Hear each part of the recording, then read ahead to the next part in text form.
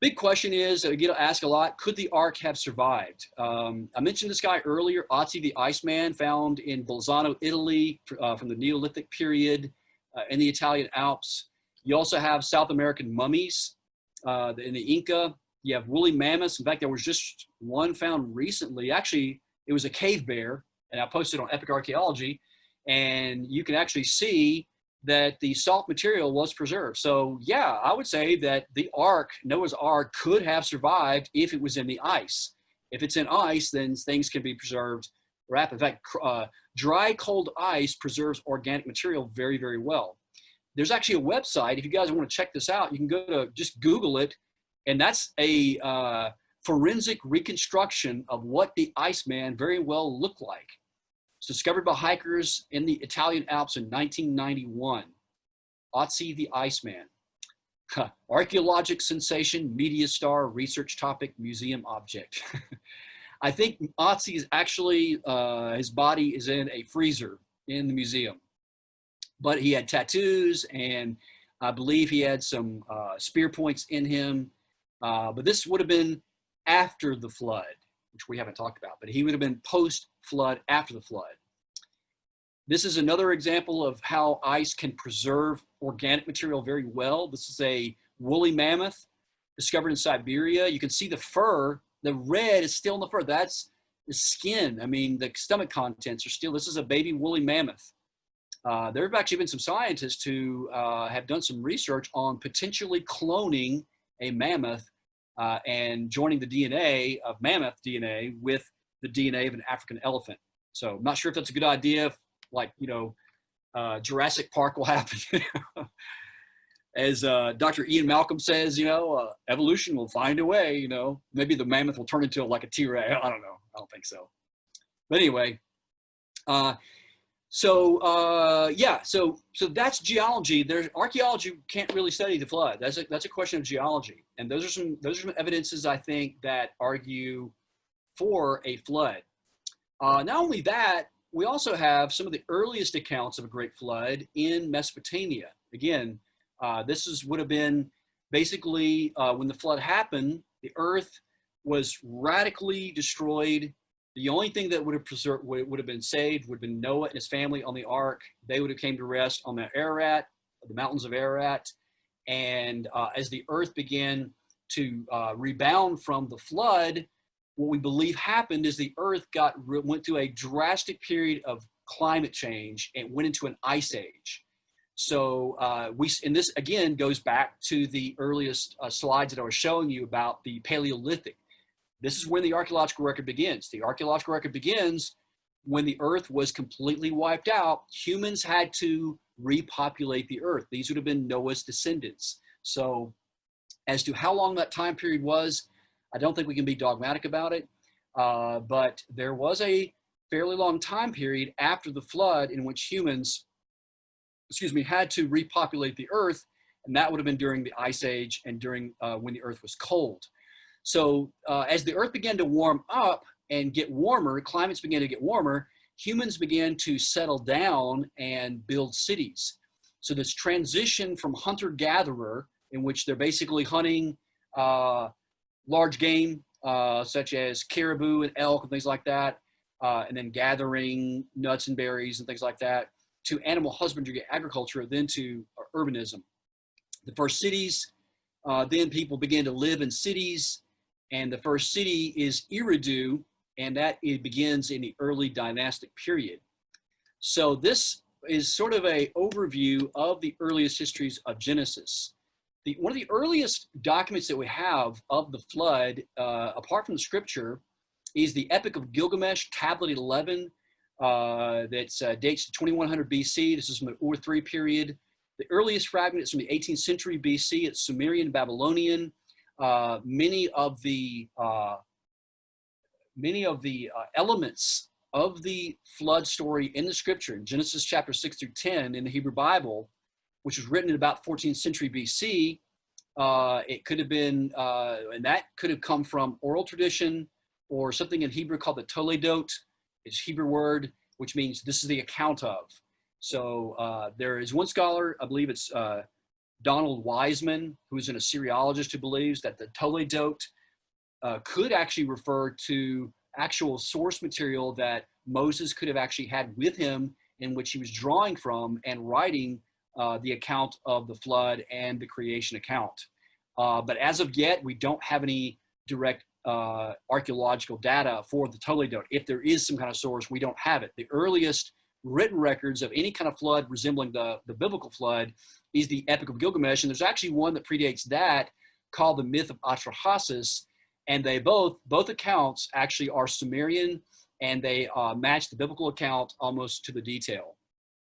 And then of course the Quran also in the 6th century talks about it.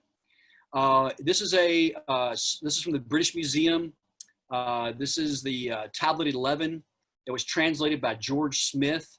It was excavated in Babylon, I believe,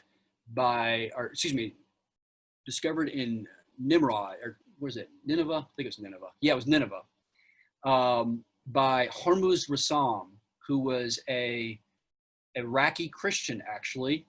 And he discovered this tablet, and it was set in the British Museum for quite some time until George Smith actually deciphered this tablet known as Tablet 11, dates to the 7th century BC. It's cuneiform. And there's actually I think it's a pretty decent article that we put out on Epic Archaeology. If you want to go to our website, you can go to epicarchaeology.org and look at, it's called Epic of Gilgamesh in the Bible, in which we talk about some similarities and differences. But in the account of the Epic of Gilgamesh, they mentioned the ark is a circle.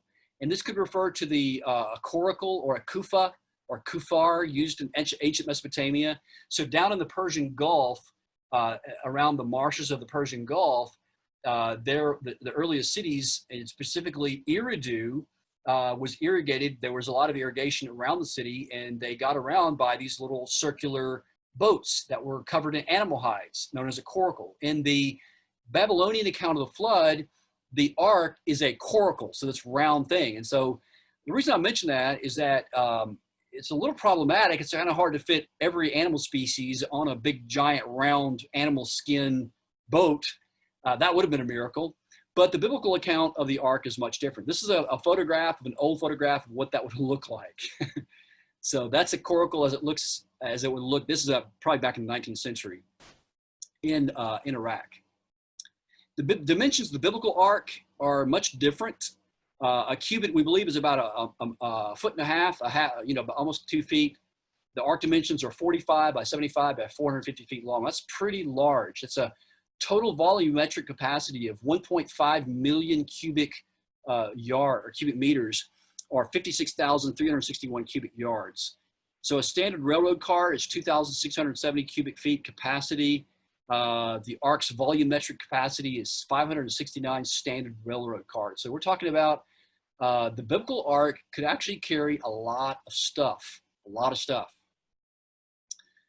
And one other thing about the flood is the actual structure of the biblical account as well. Its form is in a chiasm or a polystrophe. It points to, in other words, it's an ABA structure in which the entire flood narrative points to Genesis 8:1, which this is what it looks like. So you've got kind of a bookend sort of scenario here. We've got Noah in 10a, then that's reflected in 19. Then it goes all the way down into, it points to chapter 8, verse 1, and God remembered Noah. So you don't really see this in the English version of the Genesis account, but in the Hebrew version, this chiastic structure is laid out, and it's pretty remarkable, and shows you that the biblical writers were much different than the writers of Mesopotamia. One of the first artifacts that I think is interesting in connecting the earliest account of the flood with history is something called the WELD-BLUNDELL prism, or the Sumerian king list. Basically, this is written during the Old Babylonian period, so about 2000 to 1800 BC, and this may allude to the longevity of humans in the pre-flood world. When you read about in the account of Genesis, humans living to be Methuselah living to be 900 years old, and Noah was 600 years old, and all the different descendants of Adam living to be hundreds of years old. Well, in this very earliest account of these kings, in fact, this document here, it's in the Ashmolean Museum in Oxford, the Sumerian King List. Basically what they say is that there were kings who lived, I'm going to paraphrase it, but there were kings who lived before the flood, and then the flood came and swept everybody away, and then the king's ship was established at Kish. And guess where Kish is? ERIDU. And ERIDU is where the Tower of Babel is, which actually what I believe is Tower of Babel. So we go back to the Uruk period and the Uruk expansion. This is to kind of show you again the time frame of this. We're talking about 3400 to 3000 BC. Where do we actually find? So think about looking for the Tower of Babel. This would have been after the flood. Is you not only have to find the tower, you also have to find the expansion. So in searching for the Tower of Babel, it's not so much just because there were a lot of towers or ziggurats. It wouldn't have been a tower in a typical fashion that we think of, like a sort of like a cylindrical tower. It would have been a ziggurat. The earliest ziggurat is actually, the pre-ziggurat was at ERIDU.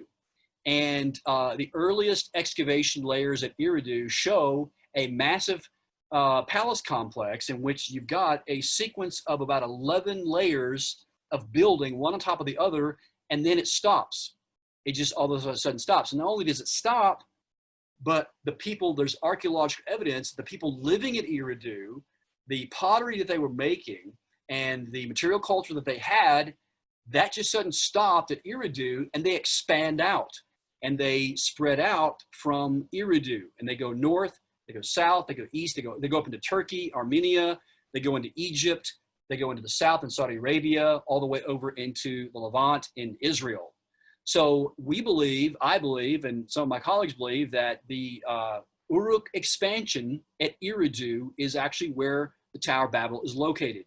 And this is actually a aerial photograph of the ruins of ERIDU today. It's known by the Arabic name Tel Abu Sharain, and it's found in southeastern Iraq. It is an absolute wasteland.